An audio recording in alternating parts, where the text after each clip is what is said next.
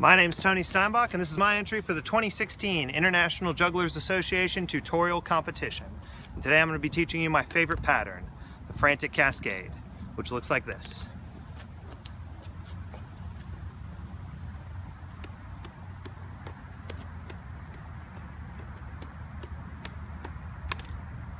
Let's get started.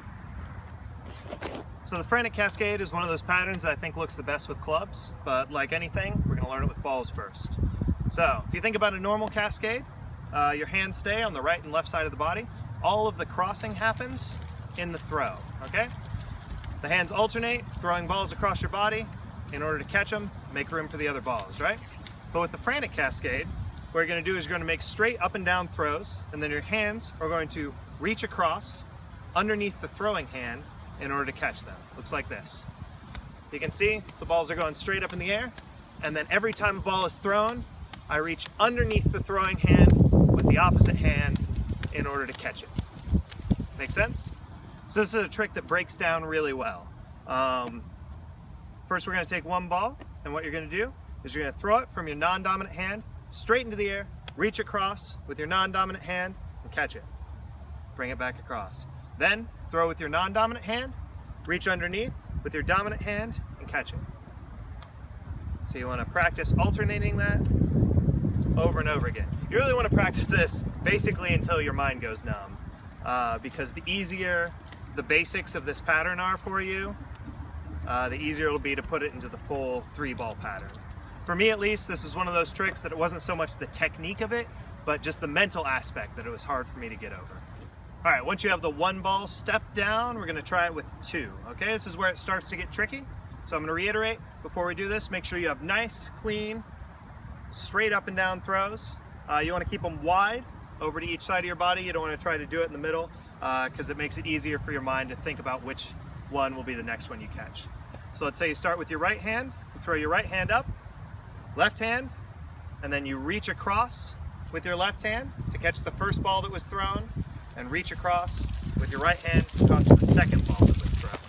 So let's try it out. It goes 1, 2, 1, 2, 3, 4. 1, 2, 3, 4. Just like that, okay? I'm gonna do it in slow motion for you.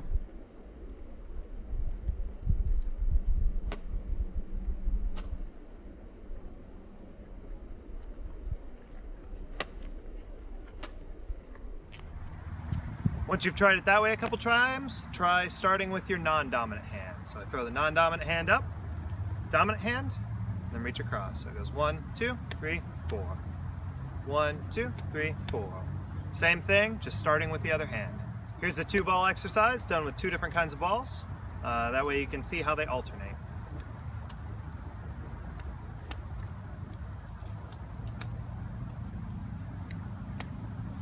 There you go. All right, once you feel very comfortable with the 2-ball exercise, we're gonna try it with 3. All right, now 3 is where it starts to get really tricky. I know I've said it like 3 times at this point, but make sure you have nice, wide, straight up and down throws, and then your hands are reaching underneath every single time. I was having a problem where I'd reach over top and try to grab it, which can work in the pattern, but doesn't look very nice. All right, you ready? So here we go, we're gonna try to flash it. Follows the same rhythm as the Cascade. So if you start with 2 with your dominant hand and 1 in your non-dominant hand, it will go 1, 2, 3, okay? First, we're just gonna try a flash. So you just try to do 1, 2, 3. Just like that, all right? Once you've flashed it with your dominant side, you wanna try it with your non-dominant side. So it's gonna look like this.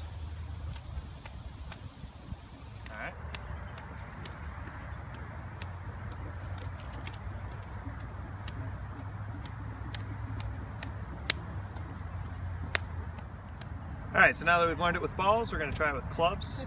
Obviously, it's going to be more difficult since you have to deal with the club rotating in addition to the base pattern. My main advice is just to try to keep your throws really lofty. Like, work on your lofty throws. Make them so lofty that they leave the camera frame. Like, so lofty. And once you have control over loftier throws, it'll make it a lot easier because you'll be able to give yourself more time.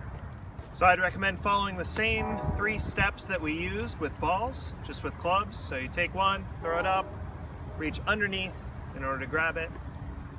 Practice getting that very solid looking straight into the sun, so that's why my eyes are so squinty.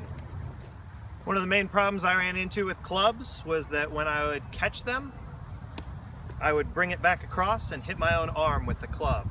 That can be solved just by changing the rotation so that you catch them very flat, and by trying to kind of create a bigger gap between where your arms are. All right?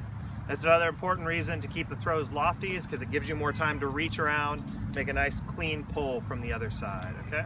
This trick is very rhythmic. You have to make pretty high throws so that you can make nice catches, which means that when you're starting out, there's going to be a tendency to rush. But what you really want to do is focus on getting those throws nice and high, and that way you'll have time to reach underneath, grab the club without pulling it back and hitting it against your arm.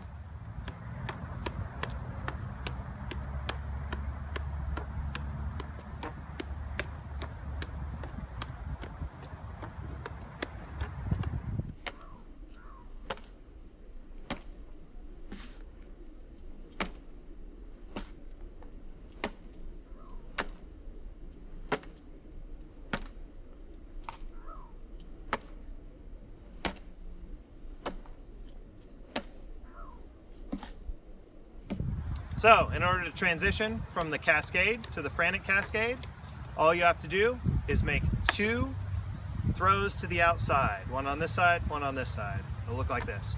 You go outside throw, and then you reach across, and you can go straight into the pattern.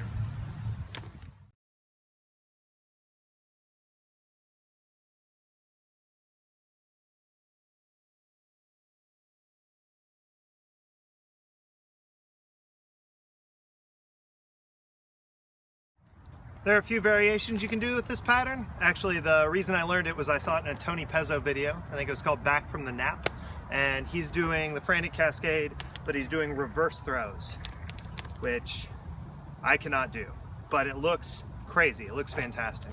I would imagine that it's possible with helicopter throws. It'd have to be a very wide pattern. Probably be very difficult, but it would look really cool. I'm sure it's possible with flats. The one that I'm working on right now is a 4-ball version, which I haven't been able to do yet. I think my max is 6 throws, but you do basically a 4-ball crossing fountain. So all of the throws go up like they're 5s, and then you're reaching underneath to catch them. If someone learns how to do that before I do, please post it. I'd love to see it. I think it could be a really cool trick. I would imagine it's also possible with doing straight throws, almost like you're doing a 6-ball fountain, but using 5 balls and reaching across. Yeah, play around with it. There's a bunch of really cool stuff.